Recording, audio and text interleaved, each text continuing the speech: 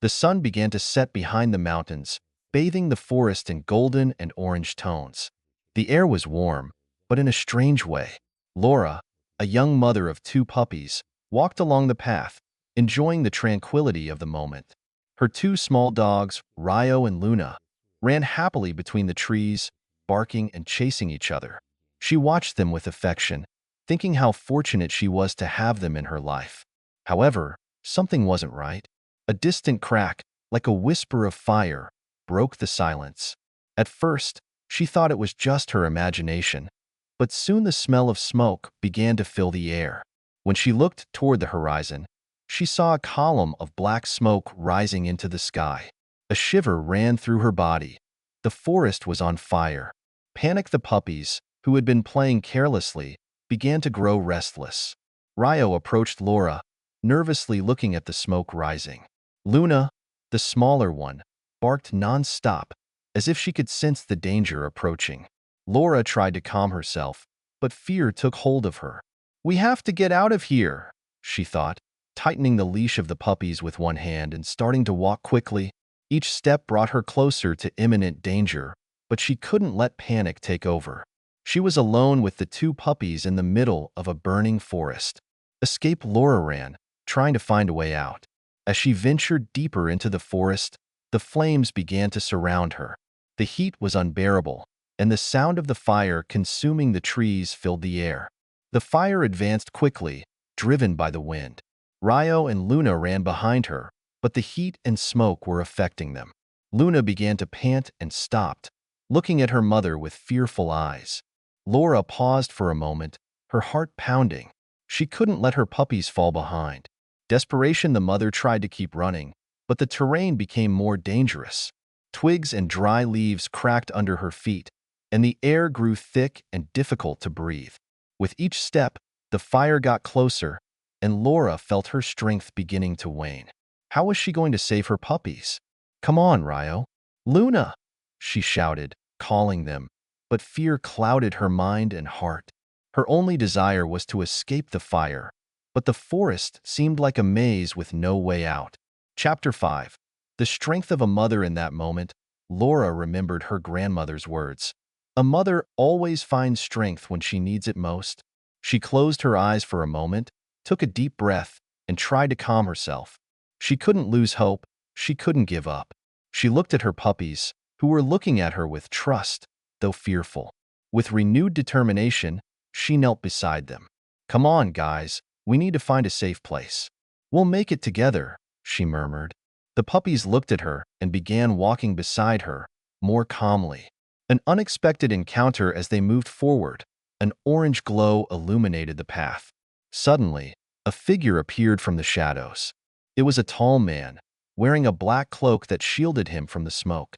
His gaze was serious, but his presence exuded a strange calm. "What are you doing here, in the middle of the fire?"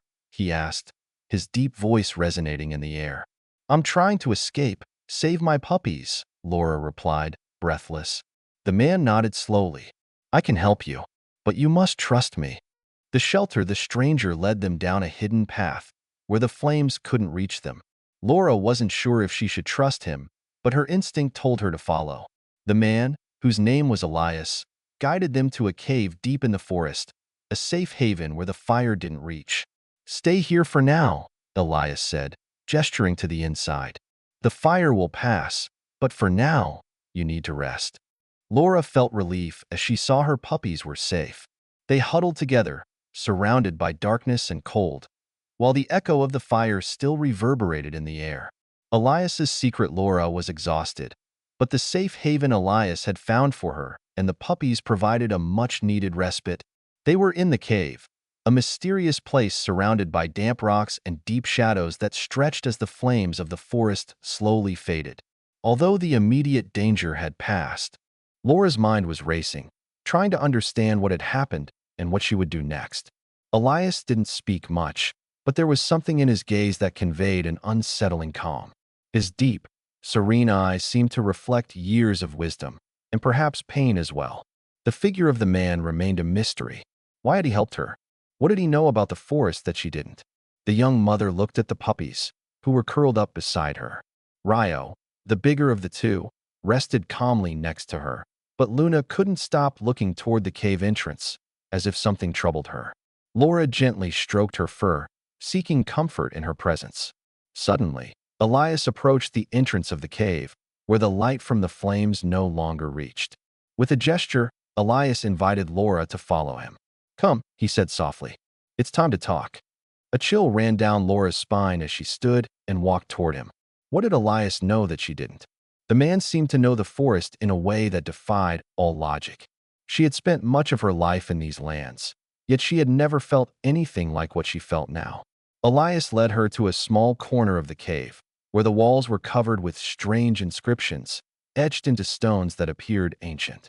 Some of the figures were nearly invisible due to the wear of time, but others glowed faintly, as if illuminated by an inner light. "What are these markings?" Laura asked, unable to hide her curiosity. Elias fixed his gaze on her before responding, his voice heavy with a haunting seriousness.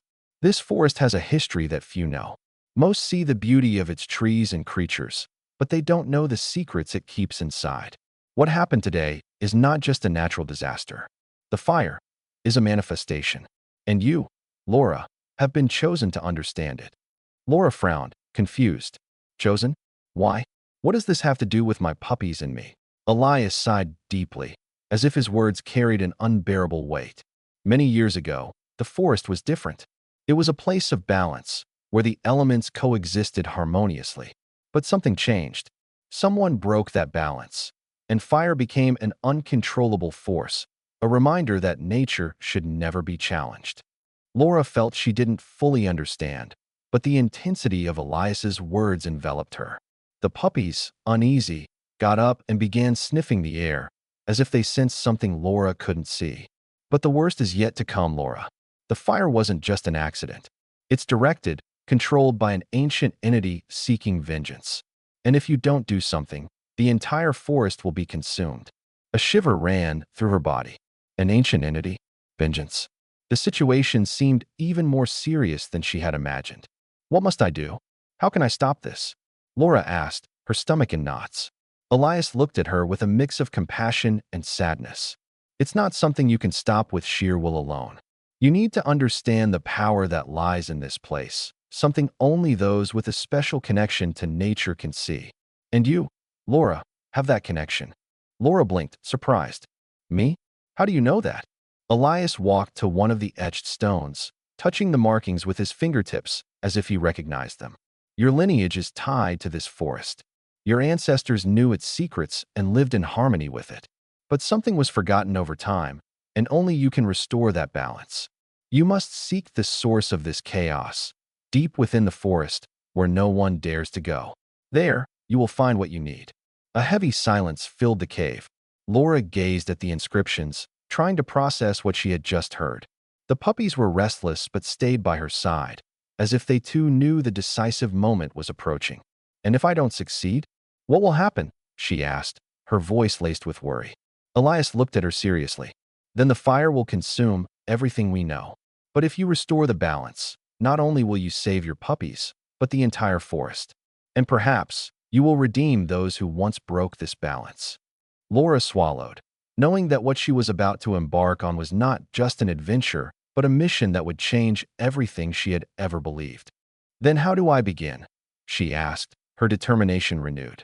Elias nodded slowly. "The key is at the heart of the forest. Face your fears and let nature guide you. They will lead you."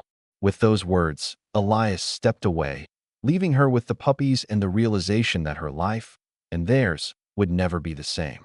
A new beginning. The morning light began filtering through the cave's cracks, casting dancing shadows across the rocky walls. The air was cool, but still tinged with the residual smoke from the fire that had ravaged the forest the previous night.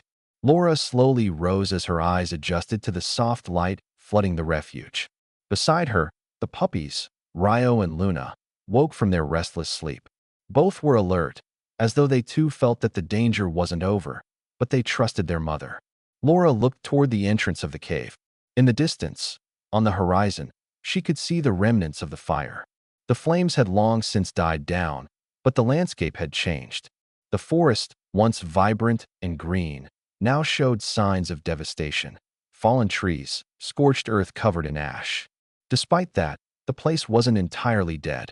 Life was present everywhere, though fragile, almost expectant, as if the forest were waiting for a signal to renew itself. Elias, who had withdrawn to give them space during the night, appeared at the back of the cave. His face was marked with the traces of time and suffering, but his eyes still reflected a wisdom Laura couldn't fully comprehend. "It's time," he said in a deep voice, as if every word carried more weight than the last. "The forest needs you. You must go now." Laura nodded, a lump in her throat. Fear and uncertainty gripped her mind, but there was something else, an odd sense of destiny, as if everything she had experienced had led her to this very moment. She looked at her puppies, who, despite the tension in the air, followed her without hesitation, as if they too knew something big was about to happen. "What exactly should I do?" Laura asked, her words filled with doubt, but also determination. "How do I find the heart of the forest? How do I restore it?" Elias looked at her calmly. "Don't seek answers in words, Laura. Nature doesn't speak like humans do. You must follow what your instincts tell you. The heart of the forest is not a physical place, but an essence. Only you can see it because you are part of it." Laura looked at him, confused, but something inside her began to understand. Perhaps she couldn't expect to have all the answers immediately, but she knew she had to trust what she felt. She had done it countless times with her puppies, knowing when they needed comfort or when something wasn't right. Now was the time to trust her own heart.